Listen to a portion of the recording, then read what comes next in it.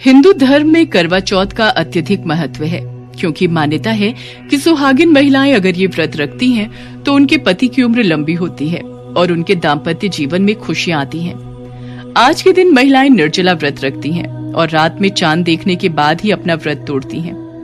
मान्यता के अनुसार छलनी से चंद्रमा को देखते हुए पति को देखना शुभ माना जाता है। इस व्रत में भगवान गणेश, शिव, पार्वती, कार्तिक और करवा चौथ माता का पूजन किया जाता है। करवा चौथ में चांद का बहुत महत्व होता है। करवा चौथ विशेष रूप से पंजाब, उत्तर प्रदेश, हरियाणा, मध्य प्रदेश और राजस्थान में मनाया जाता है, लेकिन अब पूरे देश में इस पर्व को सुहागिन स्त्रियां बड़े हर्षोल्लास के साथ मनाती हैं। लेकिन समय के साथ इस त्योहार को मनाने के तरीके में भी परिवर्तन आया है। अब पत्नियों के साथ पति भी करवा चौथ का व्रत रखते हैं। करवा चौथ से जुड़ी एक पौराणिक कथा के अनुसार प्राचीन काल में इंद्रप्रस्थ शहर में एक दीनानाथ नाम का साहूकार रहता था। उसके 7 पुत्र और 1 पुत्री थी। पुत्री का नाम वीरा था। वीरा 7 भाइयों की एक बहन थी। सभी भाई अपनी बहन वीरा को बहुत प्यार करते थे और सभी भाई वीरा को खुश करने की कोशिश में लगे रहते थे। एक दिन, मेरा अमरूद खाने का बहुत मन है, मेरे लिए अमरूद कौन लाएगा? देखते ही देखते वीरा के 7 भाई भागकर अमरूद की खोज में गए और एक एक करके वीरा के पास अमरूदों का ढेर लग गया। अरे, इतने सारे अमरूद! मैंने 1 अमरूद खाना था। आप 7 भाई मिलकर मेरे लिए अमरूद ले आए। वीरा, तेरे चेहरे पर मुस्कान लाने के लिए हम कुछ भी कर सकते हैं, परंतु हम तेरा मुरझाया हुआ चेहरा नहीं देख सकते। इसी तरह सभी भाई मिलकर बचपन से ही वीरा का बहुत ध्यान रखते थे। वीरा जब बड़ी हुई तब उसके पिता ने उसकी शादी सुदर्शन नाम के एक ब्राह्मण से कर दी। विवाह के बाद वीरा खुशी खुशी अपने ससुराल रहने लगी। कार्तिक मास के कृष्ण पक्ष की चतुर्थी को करवा चौथ का व्रत आता है। शादी के बाद वीरा का ये पहला करवा चौथ होता है और वो अपने मायके करवा चौथ का व्रत रखने के लिए आती है। वीरा, आज करवा चौथ का व्रत है और ये तुम्हारा पहला करवा चौथ है, तो इसके भी कुछ नियम होते हैं।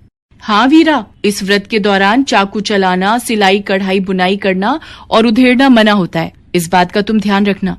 मेरी 7 भाभी मुझे आज सिलाई कढ़ाई का हर काम मना क्यों कर रही हैं? मायके में रहकर ही तो समय मिला है, ससुराल में तो समय ही नहीं मिलता। मैं तो अपना काम करने जा रही हूँ। हाँ। वीरा अपनी भाभीयों की बात को अनसुना करके कपड़े पर कढ़ाई का काम करने बैठ जाती है। ऐसे ही सारा दिन निकल जाता है और रात को वीरा के भाई भी काम से वापस घर आ जाते हैं। मेरे सारे भाइयों को कितने समय बाद आज एक साथ भोजन करते देख रही हूँ। तो फिर सोच क्या रही है बहन वीरा? तो भी हमारे साथ खाना खा ले। नहीं भैया, आज मेरा करवा चौथ का व्रत है। भाभीयों ने बोला है आज मेरा करवा चौथ का व्रत है, तो मैं आज चांद को अर्घ्य देकर ही खाना खाऊंगी। वीरा की बात सुनकर भाइयों से अपनी भूखी बहन का हाल देखा न गया। हम लोग अपनी बहन को इस तरह से भूखा नहीं छोड़ सकते, हमें ही कुछ करना होगा। मेरे पास एक तरकीब है, आप सब मेरे साथ आओ। सभी भाई घर से बाहर जाकर घास फूस इकट्ठा करके आग जला देते हैं और छलनी ले जाकर उसमें से प्रकाश दिखाते हुए वीरा बहन को आवाज लगाते हैं। बहन, चांद निकल आया है, अब तू अर्घ्य देकर भोजन कर सकती है। क्या? चांद निकल आया? आओ भाभीओ, आप सब भी चंद्रमा को अर्घ्य दे लो। ये तेरा चांद है जो तेरे भाइयों ने तेरे लिए निकाला है, अभी हमारा चांद नहीं आया। कोई बात नहीं आना तो आप सब मत आओ, मैं तो चांद को अर्घ्य देकर भोजन करने बैठ रही हूँ। मुझे तो बहुत जोरों की भूख लग रही है। वीरा भाइयों के बहकावे में आकर अर्घ्य देकर अपने भाइयों के साथ खाना खाने लगती है। तो पहले निवाले में बाल आ जाता है, दूसरे निवाले में कंकर और तीसरे में ससुराल से संदेश आ जाता है। क्या हुआ वीरा, भोजन से उठ क्यों गई? पता नहीं, भोजन के पहले निवाले में बाल आ गया, दूसरे निवाले में कंकड़ और अब तीसरा निवाला खाने की इच्छा ही नहीं है। तभी वीरा के ससुराल से कोई आता है। लगता है वीरा के लिए करवा चौथ का कोई सामान आया हो। सुदर्शन बाबू की तबीयत बहुत खराब हो गई है, जल्दी वीरा भाभी को घर बुलाया है। क्या दामाद जी की तबीयत खराब हो गई? मैं तभी बोल रही थी वीरा कि अपना करवा चौथ का व्रत खंडित मत कर, अपने भाइयों की बात में मत आओ, पर तुमने हमारी एक नहीं सुनी। अरे अब बस भी करो, उसकी हालत तो देखो, पहले उसे ससुराल पहुंचने तो दो। पता नहीं दामाद जी की तबीयत को अचानक क्या हो गया। वीरा रोती रोती अपने ससुराल वापस चली जाती है। जब वीरा ससुराल पहुंचती है तो देखती है उसका पति पूरी तरह से पत्थर बना होता है। वीरा ने जितनी सुइयां सिलाई पिरोने में लगाई थी, उतनी सुइयां उसके पति के सिर में चुभी होती हैं। हे माँ करवा चौथ, मेरे से भूल हो गई।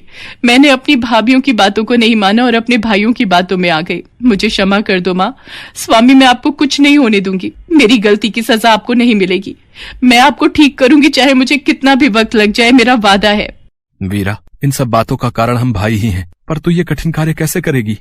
मुझे माँ करवा चौथ पर विश्वास है, वो मेरी पुकार जरूर सुनेंगी और मेरे पति को ठीक कर देंगी। करवा चौथ माता तो ममता की देवी हैं, इसलिए वो मेरा साथ जरूर देंगी और वही मुझे हिम्मत देंगी।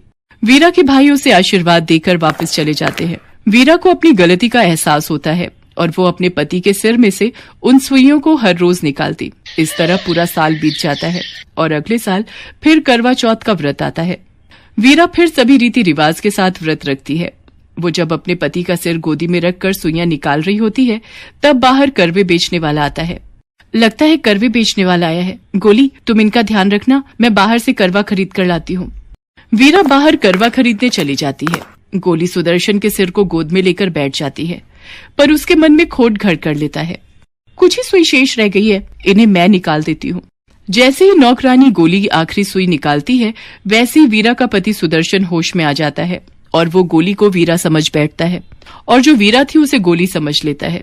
इस तरह जो वीरा थी वो गोली बन गई और जो गोली थी वो वीरा बन गई। पर वीरा चुप रहती है और उस वक्त अपने पति से कुछ नहीं कहती।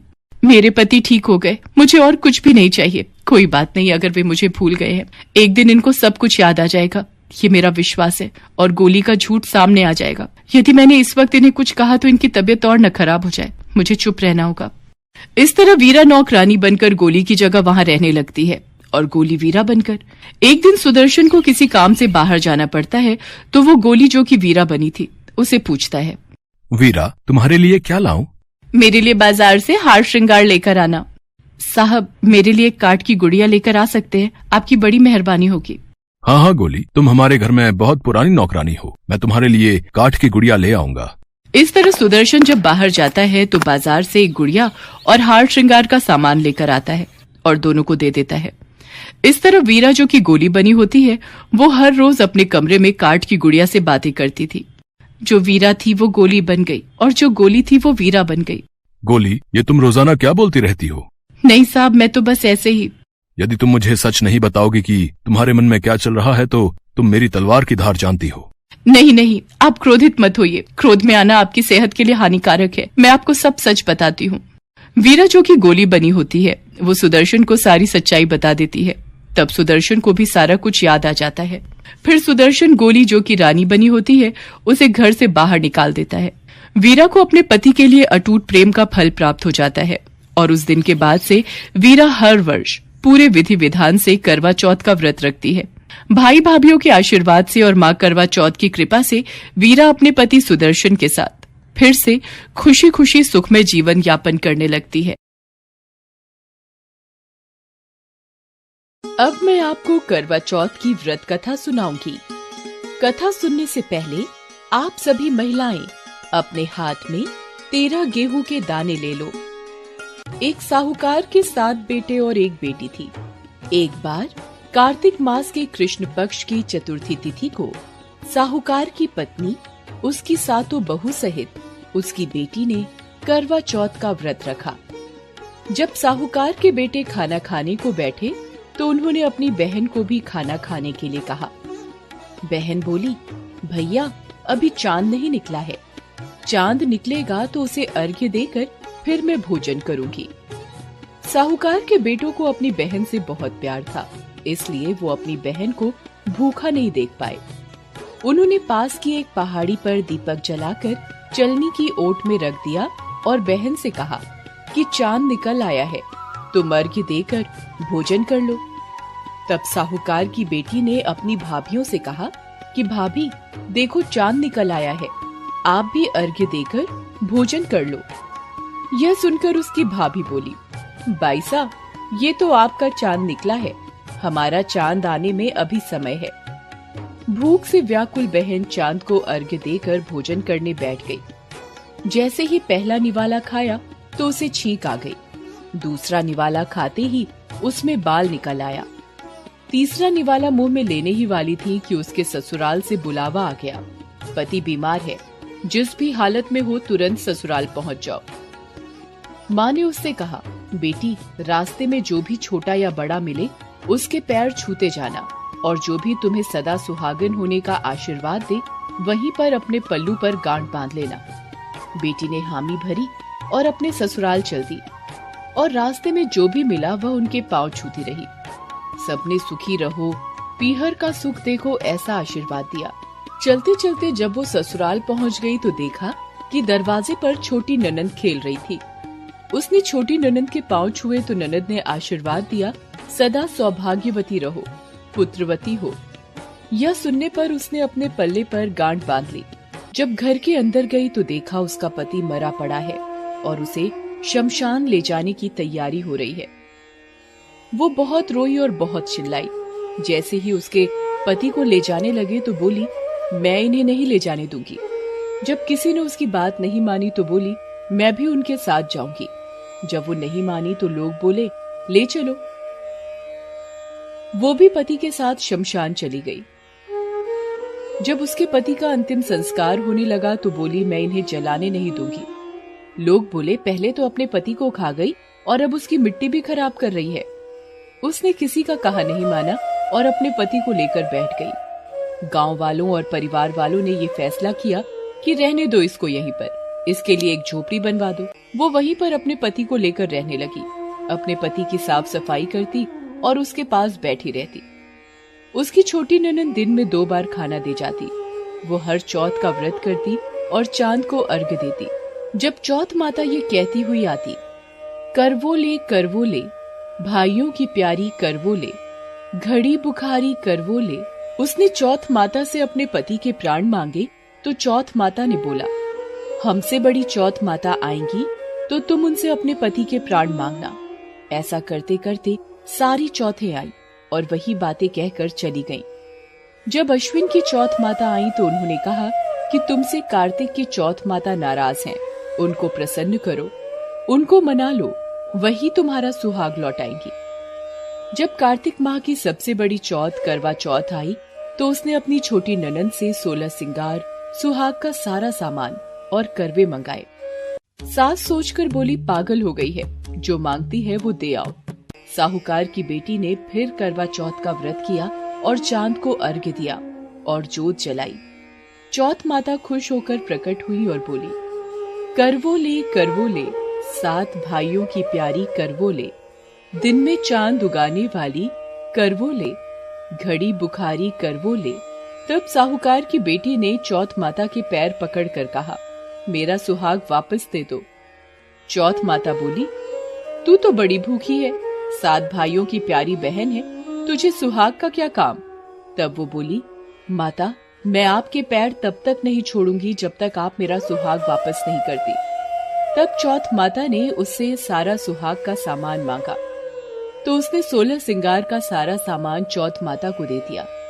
तब चौथ माता ने अपनी आंखों से काजल निकाला, नाखूनों से मेहंदी निकाली, मांग से सिंदूर निकाला और अपनी छोटी उंगली से उसके पति को छींटे दिए और उसका पति जीवित हो गया।